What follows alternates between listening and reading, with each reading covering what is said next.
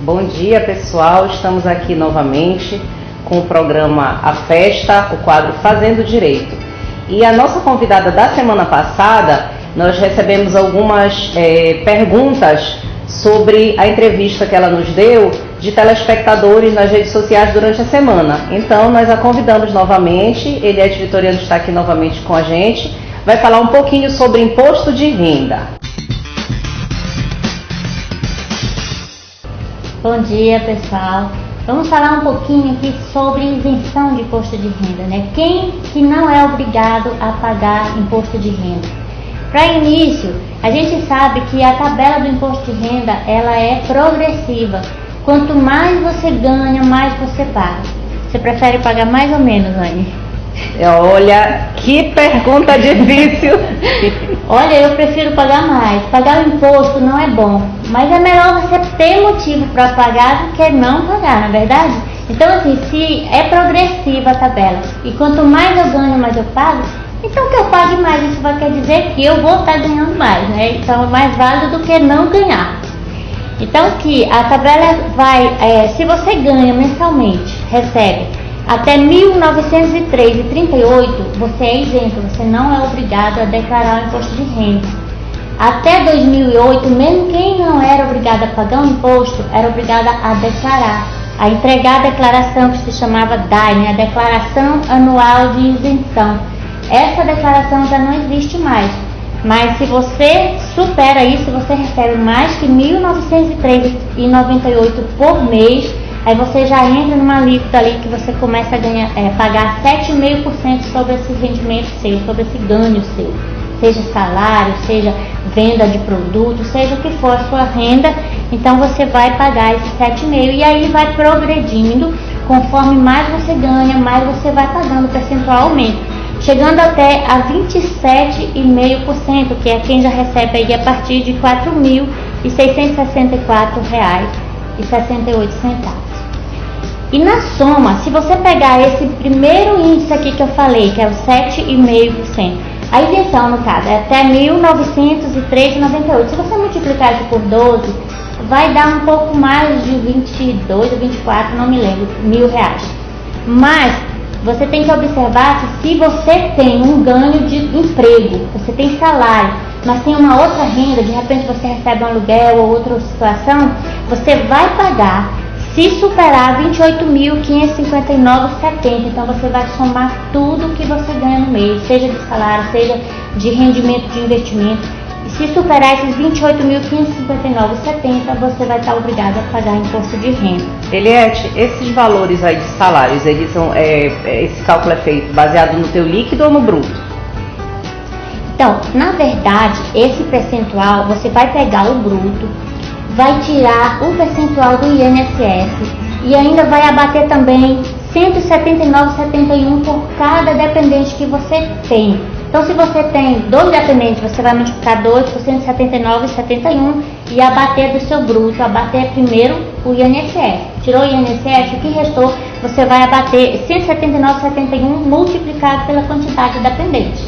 O que sobrar daí é que vai ser a base de cálculo para você colocar a incidência desse percentual. Certo. E então a gente vai falar também aqui um pouco outras situações de isenção.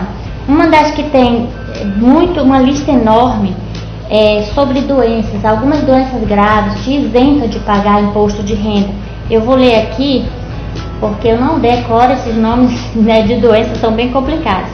A AIDS, né, que é bem mais conhecida, a alienação mental, a cardiopatia grave, a cegueira, mesmo que seja de um olho só, a contaminação por radiação, doença de Paget em estados avançados, que é a mesma osteite deformante, doença de Parkinson, esclerose múltipla, espondiloartrose anquilosante, fibrose cística, que é a mesma mucoviscidose, hanseníase, nefropatia grave, hepatopatia grave, neoplasia maligna, paralisia irreversível e incapacitante e tuberculose ativa.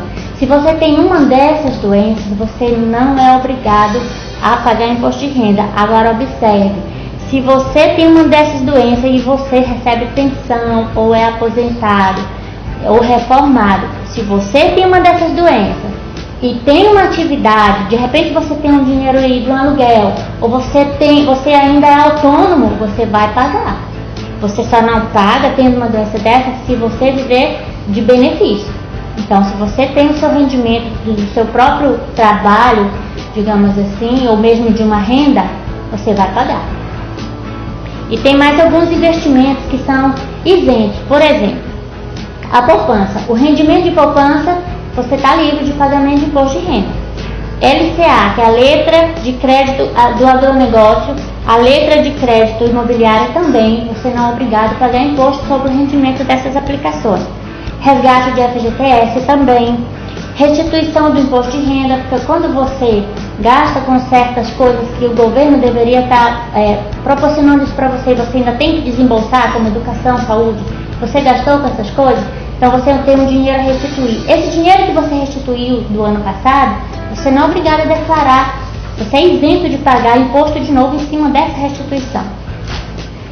Dinheiro de herança também não precisa pagar, e dividendos, que é o que eu até falei na semana passada, né, que são parte do lucro da empresa, que é dividido entre os acionistas. Então, se você é acionista, se você investe na Bolsa de Valores, os dividendos que você recebe, eles são isentos.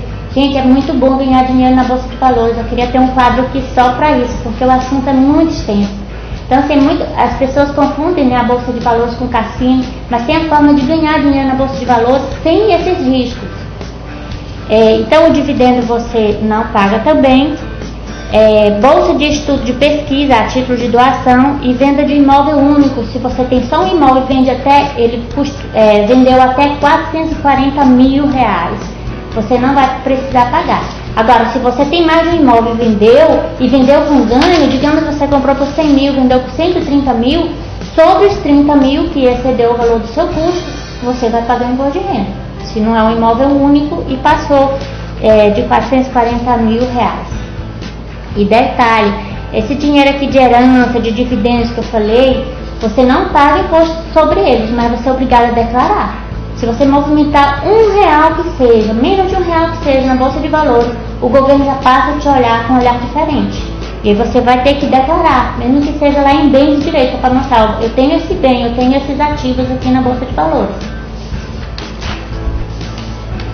É isso.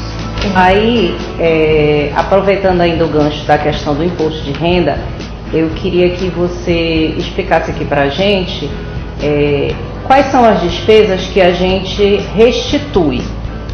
Sim, tem uma série de despesas que você tem direito de declarar esse valor pago, e com isso vai abater parte do que você pagou, do seu ganho, e aí a base de cálculo para o seu imposto fica menor. Com isso você acaba restituindo. Uma coisa aqui que eu não mencionei, digamos que você tenha mais de um salário, lá ainda na isenção, tá falando aqui. Você recebeu de uma empresa que te pagava menos do que esses R$ 1.903,98. Então você era isento, você não precisava pagar imposto. Mas você trabalhava em uma outra empresa que te pagava e era imposto retido. Você recebia mais que isso por mês e tinha seu imposto retido. Quando você vai declarar o imposto, tem que somar esses dois valores. Então, embora que na primeira empresa você não pagava imposto pelo trabalho de lá, agora quando somar, vai pagar. Inclusive pode passar desse percentual de 7,5% aqui e pode mudar de faixa de alíquota e você pagar imposto. Aí você fica às vezes sem entender como é que você vai declarar o imposto e você ainda fica devendo imposto, sendo que já teve imposto retido na fonte. Mas é porque uma das fontes não era retida, a outra era retida. E às vezes as duas fontes já tinham retenção do imposto, mas quando soma muda a alíquota, então por isso você ainda fica devendo imposto.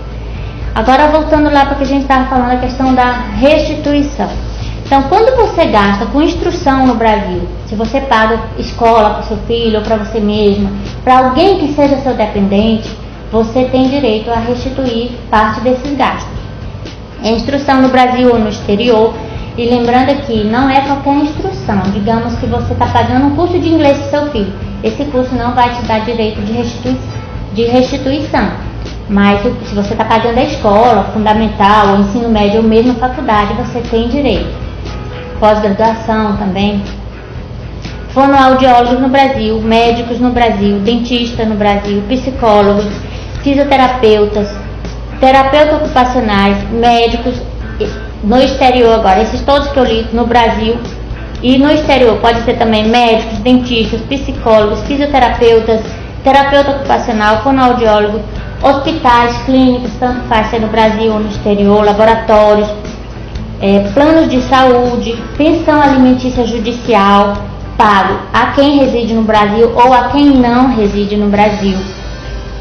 Pensão alimentícia por separação, por divórcio, pode ser até feito por escritura pública, também te dá direito a restituir parte do imposto pago.